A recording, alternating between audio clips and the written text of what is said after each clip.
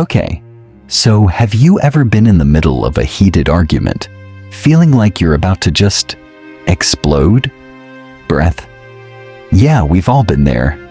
Maybe it's a disagreement at the office, a fight with someone you love, a heated back and forth online. But what if I told you there's a way to actually navigate conflict without throwing punches, figuratively, or, literally? The ancient Stoics, real masters of emotional control and reason, left behind some incredible strategies for facing an opponent with grace instead of fury. So in this one, I want to walk you through 13 Stoic-inspired techniques for tackling conflict head-on, drawn from thinkers like Seneca, Epictetus, and Marcus Aurelius. Fair warning, these methods take more patience than just throwing a punch. Chuckle, they require some actual effort. But the payoff, inner peace, longer-lasting solutions, relationships that actually survive the argument instead of getting wrecked by it. It's genuinely worth it. So, are you ready to learn how to handle conflict like an actual Stoic? Keep this one thing in mind as we go. Your biggest victory was never really about winning the external battle. It's about mastering your own mind and heart. Let's get into it. 1. Go deeper than the surface. Picture standing at the edge of a furious river, the rapids foaming, churning with rage. A wise person doesn't dive straight in. They pause first, eyes on the invisible depths below, rather than the churning surface. That's the whole first move here, entering your opponent's mind before you enter the argument itself. The intensity of a heated moment makes it tempting to just react fast, but real understanding means setting judgment aside and looking past whatever's sitting on the surface. Epictetus put it simply, it's not the event itself that troubles us, but our view of it. So when things get heated, step away for a second, breathe deeply, and mentally zoom out. Watch the exchange like a fly on the wall, dispassionately, almost like it's happening to someone else. That little bit of emotional distance actually lets you think more clearly and reason more carefully. From there, investigate the why. Ask sincere questions instead of loading up counter-arguments in your head while they're still talking. What's actually driving them here? What are they worried about? What do they actually want? What life events shaped this particular reaction? A question as simple as, what brought you to this point? Or, what's really underneath this for you? Can open up more than you'd expect. Try genuinely to see it through their eyes, not to agree with them, just to understand where they're standing. How might they be reading this situation? What principles are actually driving their behavior? This isn't about signing off on what they did. It's about empathy, finding whatever common ground might exist, and experiencing the moment from their side of the table for once. It's genuinely uncomfortable to do this in the heat of an argument. Your instinct is to defend your own position, not study theirs. But that discomfort is kind of the whole point. It's where the actual understanding lives. And look underneath the argument itself, because conflict is almost always about something deeper than the thing you're actually arguing about. An unmet need, an old fear, an old injury that this new moment just happened to reopen. Ask yourself what needs aren't being met here. What fears are quietly surfacing? Like a geologist reading the layers of rock to understand the terrain, you're digging for the layers beneath this one conversation. Do that consistently, and you'll start finding common ground you didn't know was there. Plus, you'll probably learn something about your own patterns too. That once raging river turns into something calmer, something you can actually navigate. 2. Choose your battles wisely. Life is absolutely full of disagreements, political arguments, arguments in parking lots, arguments over nothing at all. But honestly, not every one of them deserves your full attention. Getting pulled into every single dispute, no matter how minor, wears you down emotionally over time. So the second move here is picking your battles with real intention. Picture a massive battlefield stretching out in front of you. Every disagreement, a potential skirmish. A wise person pauses before jumping in and asks, is this battle actually worth fighting? Will it affect my health or something that genuinely matters to me? A few filters can help here. First, the Seneca test. Pause and consider. Seneca said the greatest remedy for anger is delay. So remind yourself of that. Take a beat. Calm down a little before responding automatically. Step back and look at things objectively, because the heat of the moment warps our perception more than we'd like to admit. Second, ask the Epictetus question. Is this event actually impacting my values, my well-being, something important? Or is it just a tiny irritation, a pebble I'm treating like a mountain? Focusing your energy on what's genuinely significant lets you handle those things with way more effectiveness. Third, remember the Marcus Aurelius principle. Sometimes quiet is the better move. He wrote that it's often enough to simply hold your tongue and let things pass. Ignoring a small slight or just declining to engage in a pointless argument, that takes real self-control, and it protects your inner calm. And finally, do a quick cost-benefit analysis. Every conflict has a price: mental effort, emotional cost, possible fallout. Weigh the likely cost of engaging against what you'd actually gain from winning. Sometimes the strongest, most dignified move is knowing when to let something go. This isn't weakness or indifference. It's recognizing how limited your time and energy actually are, and spending them where they count. 3. Speak with calm and clarity. Imagine facing someone with your words prepped for war instead of your fists raised. The Stoic approach flips that completely calm clarity, which actually opens the door to a real, constructive conversation instead of an escalating shouting match. This one's mostly about how you communicate. Start with active listening, real listening, not just waiting for your turn to talk. Pay close attention to both their words and their body language. Don't interrupt. Nod. Hold eye contact. Show them you're actually taking it in. Then respect their emotions. This doesn't mean agreeing with them. It means validating the experience. Something like, I understand you're feeling frustrated, or it sounds like this situation really matters to you. Builds trust fast, even mid-argument. Use I statements instead of you statements. I need to feel respected in this conversation lands completely differently than you always disrespect me. One reduces defensiveness, the other guarantees it. And speak firmly but calmly. Control, not volume, is what actually makes you sound strong. Skip the insults and personal jabs entirely. They only make things worse every single time. Keep the whole conversation centered on solving the problem rather than winning it. Ask something like, what can we do to address this together? And frame it around cooperative problem solving rather than a scoreboard. How do we reach something we can both actually live with? Rather than, how do I get you to admit I'm right? And honestly, be patient with yourself while you're learning this. If you slip up, if you get sharp for a second, apologize and keep going. It gets easier with practice, like any other skill worth having. 4. Seek the shared path.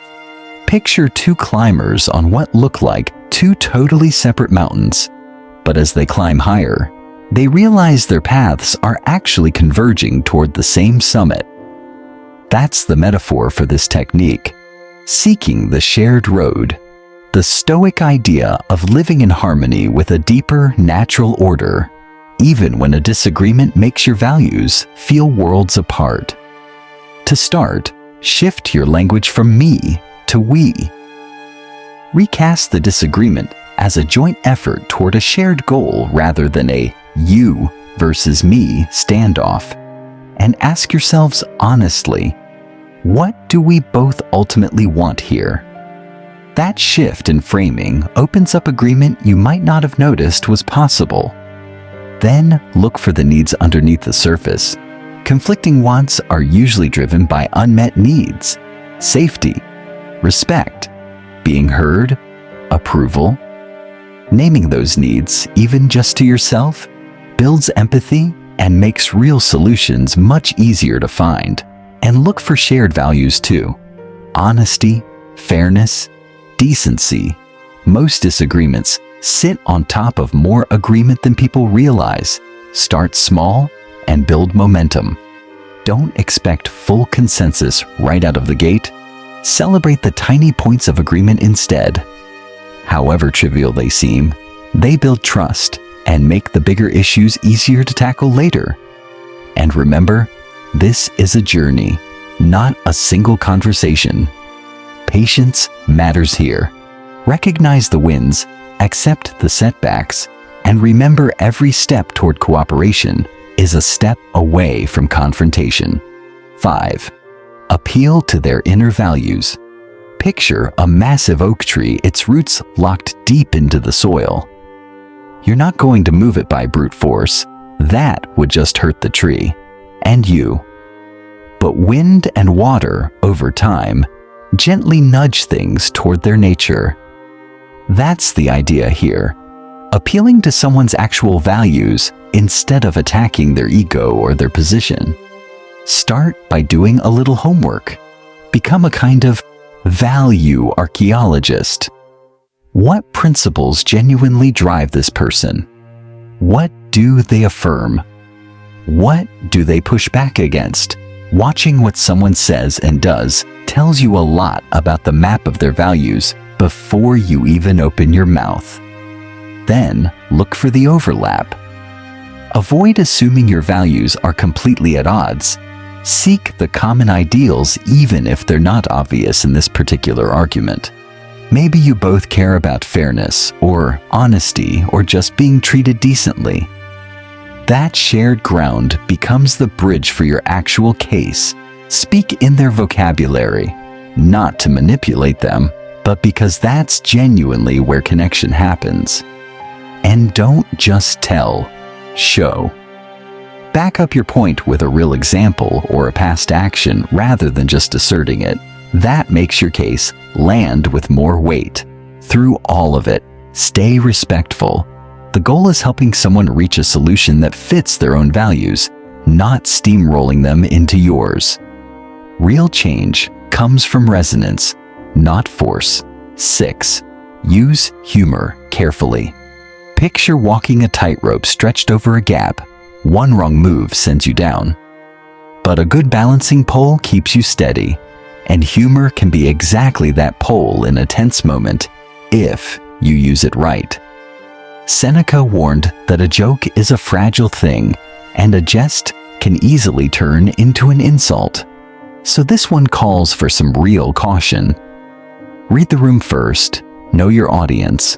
What actually lands as funny for this specific person, and be careful around anything sensitive. What plays well with one person can genuinely wound another. Aim for laughing together, not laughing at someone. Self-deprecating humor is usually the safer bet, since it shows humility instead of mockery. Timing matters a lot here too. Reread the room before you crack anything. If the tension's still thick, hold off. Wait until things have cooled a little. And never let comedy replace actual sincere communication. It's a release valve, not a fix. Use it sparingly to open things up, not to dodge the hard conversation. Honestly, when in doubt, Just skip the joke. It's easier to keep trust than to rebuild it after a joke lands wrong. 7. Offer real empathy. Picture two climbers on a rough trail, one visibly frustrated, their anger crackling across the gap between them like wind. The Stoic move isn't shouting arguments across that gap. It's climbing down, closing the distance, and extending a hand. Marcus Aurelius pointed toward exactly this. Real connection comes from acknowledging someone's experience, even in the thick of an argument. Shift the perspective from me to them. Genuinely try to see the situation through their eyes, rather than just defending your own corner. What life events shaped how they're feeling right now? What insecurities might be underneath this? Pay attention to what's not being said, too. Tone, body language, the stuff that words alone don't capture. It often reveals more than the actual sentence being spoken.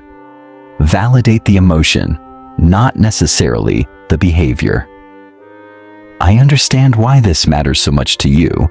Builds trust fast, even when you still disagree with what they did. And look for the hidden pain underneath the anger, because irritation is frequently just an old wound wearing a new outfit. None of this means agreeing with bad behavior. It just means walking alongside someone instead of standing across from them, arms crossed. That connection, once it's there, opens the door to actual resolution, not just for this argument, but for how you deal with each other going forward. 8. Embrace the art of compromise. Back to that oak tree, forcing it to bend through sheer force just breaks it, and probably hurts you in the process too. Better to let the wind and the tree find a way to actually coexist. Epictetus said it well. Don't seek for things to happen as you wish, but wish them to happen as they do, and you'll live a peaceful life. Real strength here is finding a solution that partially satisfies everyone, not total victory for one side and total loss for the other. Reframe the conflict as we instead of me. See it as a chance to build something that works for both of you, rather than a straight-up competition. Find your shared long-term goals. Look past the immediate argument toward what you both actually value. Fairness, respect, a functional relationship, whatever it is. Then get honest with yourself about priorities. Not every detail matters equally. Decide what's actually essential and be willing to let go of the rest. Aim for a win-win, not a win for one side.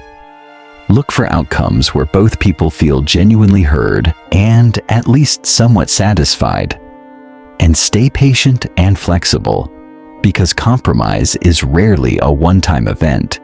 You might need to revisit it as circumstances shift. This isn't weakness, it's a kind of dynamic balance. The wind and the oak learning to coexist rather than constantly fighting each other. And everyone benefits from that steadier equilibrium. 9. Ask for outside help without any shame attached. Picture yourself tangled in a thicket of thorns. Every direction you turn, just blocked by another branch. That's what a genuinely stuck conflict feels like. Communication breaks down. Resolution starts to feel impossible. But here's the thing. The Stoics remind us we're not obligated to untangle it alone. Bringing in a mediator, a counselor, some kind of neutral third party, that's not a sign of weakness. It's actually evidence you're serious about finding a real path forward. A good mediator can cut through the emotional undergrowth that's making it hard for either of you to actually hear each other. They build a bridge across the gap, help each side see the other's viewpoint, and steer the whole conversation towards something constructive instead of the same 3 points on repeat. And a lot of the time, they leave you with actual skills, communication tools you can keep using long after this particular conflict is resolved. So remember, asking for help means wisdom, not weakness. it shows you're dedicated to something that works for everyone, not just digging in and hoping it resolves itself. There's often a bit of pride sitting between people and a mediator. This quiet feeling that needing help means you failed at handling it yourselves, but honestly, the opposite is true. Sometimes getting outside eyes on a stuck situation is exactly what lights the path forward, and it's a reminder that you're not actually navigating this completely alone. 10. Forgiveness. Imagine being chained to a massive rock, its weight dragging you down, its jagged edges cutting into you every time you move. That's basically what carrying resentment feels like over time. Forgiveness doesn't excuse what happened, and it doesn't rewrite the past. Seneca said the person who's revengeful lives with a wound that's always open. Forgiveness, instead, is a deliberate decision to stop carrying that particular wound around with you. Shift the focus from them to you first.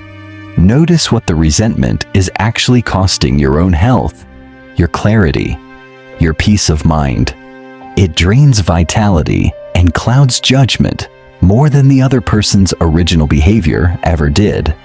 Try to understand their context and intentions too, not to justify what they did, just to loosen the emotional grip it has on you. Here's the key distinction though. Let go of the resentment, not the memory or the lesson. You can remember exactly what happened and still stop carrying the bitterness that came with it. Treat forgiveness as an ongoing practice, not a single decision. Journaling, mindfulness, whatever tool actually works for you. And remember, ultimately, this is a gift you're giving yourself, not them. You don't need to wait around for an apology that may never come in order to start healing. 11. Let conflict make you stronger, not smaller. Think of a phoenix rising from ashes, wiser and tougher than it was before. Epictetus's advice fits perfectly here. Make the best use of what's in your power and let go of what isn't. Through honest self-reflection, a conflict can genuinely become a growth opportunity instead of just leaving a scar. Ask yourself what part you actually played in it. What triggered your reaction? Which of your beliefs got challenged or threatened? And be honest here, that's exactly where the useful insight tends to hide. Then turn the reflection into something you can actually act on. Maybe you need to work on listening better. Maybe your emotional reactions ran a little too hot, and mindfulness could help with that. Don't be afraid to bring in a trusted friend, therapist, or mentor either. An outside perspective often shows you things you can't see from inside your own head. This is slow, ongoing work. Be patient with yourself through it. Celebrate the small wins. Treat the setbacks as information rather than failure. Handle it this way, and conflict stops being purely destructive. It becomes fuel, something that leaves you a little more capable of facing the next hard thing with some actual poise. 12. Set your boundaries. Picture standing on a clean, quiet beach, waves gently rolling in at your feet, and then someone steps directly into your personal space, uninvited. Setting boundaries is how you protect your own peace in exactly this kind of moment.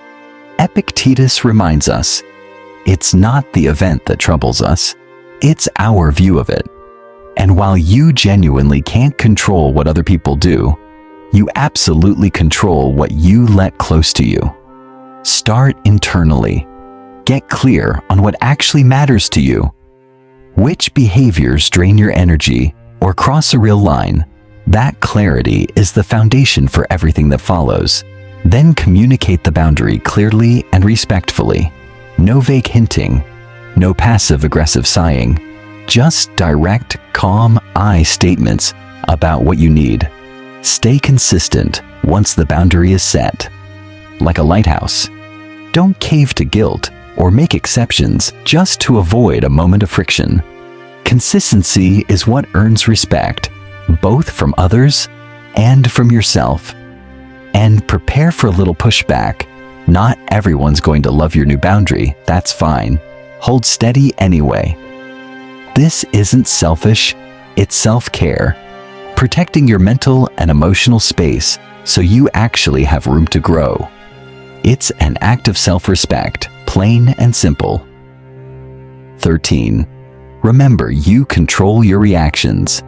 Picture yourself in a genuinely violent storm, waves crashing around you, wind tearing at everything. You can't control the storm itself, but you can absolutely choose how you move through it. That's the whole idea behind this last one. Real strength comes from mastering your inner world, not from trying to control everything happening outside of it. Start by identifying your own triggers. Which phrases, tones, or specific people tend to get under your skin? Naming them is the first real step toward managing them. Then, in the actual moment, breathe and create a small gap between the stimulus and your response. Don't let the first impulse run the whole show. Shift your interpretation of the situation too, because how you read an event usually shapes your reaction more than the event itself does. Ask yourself, can this actually be resolved? And what's within my control to focus on here? Then choose your response deliberately, rather than automatically. Ask honestly, would reacting with anger help? Or would staying composed actually serve me better in this moment? And like any real skill, this takes consistent practice over time, not a single lucky moment of restraint. The more you experiment with steadier responses in genuinely difficult situations, the more emotional resilience you build. You don't become passive by doing this. You become stronger. You learn to ride out life's storms with real courage and grace, finding your peace and mastering your own reactions, rather than trying to dominate everything around you. Pause. So look, taking all 13 of these on board doesn't make you soft. It makes you genuinely strong. You learn to move through life's storms with actual poise instead of getting knocked flat by every single wave. You won't get every one of these right every time, honestly. Nobody does. But each time you choose the calmer path over the reactive one, you're building something that compounds, a version of yourself that handles friction a little better than the version before it. And that's really the whole point of all this. The real triumph was never about defeating whoever happened to be standing on the other side of the argument. It's about mastering your own feelings, staying grounded when everything around you is pulling you toward the reaction, and coming out the other side a steadier, more confident version of yourself, one disagreement at a time.